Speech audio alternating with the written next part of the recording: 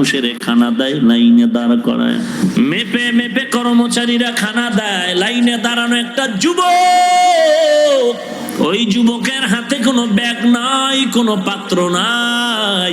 ইউসুফ নবী সিংহাসনে বসে আছেন, কর্মচারী খানা দেয়। লাইনে দাঁড়ানো যুবকটা বহু দূর থেকে এক নজরে ইউসুফ নবীর দিকে তাকায় আছে, আর কি যেন ভাবতেছে। কিনারায় যখন এসে গেল, নাম ডাক পড়বে, যুবক এমন এক নজরে, তীক্ষ্ণ নজরে তাকায়ছে, ইউসুফের নজরটাও কেড়ে নিল। যখন তার নাম এসে গেল, কর্মচারী বলে ব্যাগ নাই, খানা নিবা কিনা, বলে নিব না। তো দীর্ঘ টাইম লাইনে দাঁড়ায় কেন কষ্ট করেছো? বলে আমার একটু আবদার হলো, ইউসুফ নবীর সাথে আমি একটু পার্সোনাল কথা বলবো। ইউসুফ নবীর যেহেতু নজর পড়েছে, তিনিও চাইতেছে কথা বলবেন। কর্মচারীরা বলে কি করা যায়, বলে সুযোগ দাও।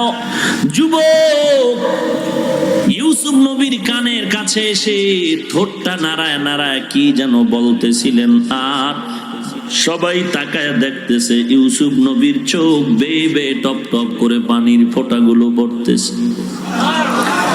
শানিদা কয় বুয়াদ মানন্দ দিদা, শানিদা কয় বুয়াদ মানন্দ দিদা, তোরা দিদা ওয়া ইউসুফ রশুনিদা। এরে নবীর উম্মতের দল, ইউসুফ নবীর চোখের কোঠায় পানি। সবাই আশ্চর্য হয়ে গেলেন, কেন কান্নার আওয়াজ? ইউসুফ নবী কান্না করে বলে, কর্মচারী কোনো মাপ নাই, যা চায় দিয়ে দাও, দিতে থাকো দিতে থাকো, যত চায় তার থেকে বাড়ায়া বাড়ায়া দাও।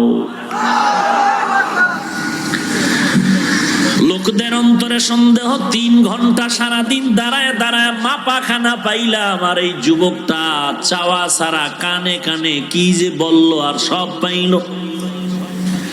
আল্লাহ বলেন, ওরে ইউসুফ জানায়া দাও, না হয় তোমার উপরে খারাপ ধারণা চলে আসবে। ইউসুফ নবী ডাক দিয়া কয়, রে ও মানুষ, এই যুবকটারে আমি দিল খুলিয়া সব দিলাম, যা চায় তা দিব, এমনকি আমি ইউসুফের যা চাইবে আমি জামাটা চাইলেও দিতে প্রস্তুত হয়ে যাব। কারণ জানো নি এই যুবক আমার কত আপন যুবক। তোমরা তো আমি ইউসুফের চিনো না, আজকে আমি অর্থমন্ত্রী হয়ে মন্ত্রণালয়ের দায়িত্বে বসে গেলাম, কিন্তু আমার করুণ ইতিহাস যদি জানো, চোখে পানি ধরে রাখা যাবে না। আমাকে তোমরা চিনো না, আমি কোন দেশের সন্তান। আমার বাবা তো একজন নবী, আমি তো নবীর সন্তান, নবী। আমার বাবা একজন নবী, আমার এমন করুণ অবস্থা হয়ে গেল, আমার মা আমার ভাই বিনিয়ামিনকে 1 বছরের মাথায় গর্ভধারণ করার কারণে আম্মা জান ইন্তেকাল হয়ে গেল। আমার আব্বা জান আমাদেরকে আগলায় গরম মহব্বতে কাছে টেনে রাখে। আব্বা জান আমার দিকে নজরটা বেশি দিয়া রেখেছে। আমার সব 10টা ভাই আমার বাবার এই মায়ার নজরটা সহ্য করতে পারলো না। হিংসার বশীভূত হইয়া আমি ইউসুফের বাবার থেকে মজার কথা বলে খেলনা করার জন্য নিয়া জঙ্গলের মধ্যে আমাকে মারধর করেছে। এক ভাই মারার পরে আর এক ভাই বলে তুইও মার। এইভাবে মারতে মারতে তারা থামে নাই। অন্ধকার ময়লা কূপের মধ্যে আমাকে ফেলে দিয়েছে। ওই কূপের মধ্যে পড়ার পর আল্লাহ আমার সাহায্য করেছে। আল্লাহ জিবরাইলের পাঠাইয়া ফেরেশতার মাধ্যমে ওই ময়লা পানির থেকে আমাকে বাঁচানোর জন্য জান্নাতি পাথর আমার পায়ের নিচে দিয়েছে। ওখান থেকে আবার আল্লাহ তাআলার কুদরতি সাহায্যে আমাকে ব্যবসায়ীরা উঠায়, ওখান থেকে আমার ভাইয়েরা আমাকে বিক্রি করে দেয়।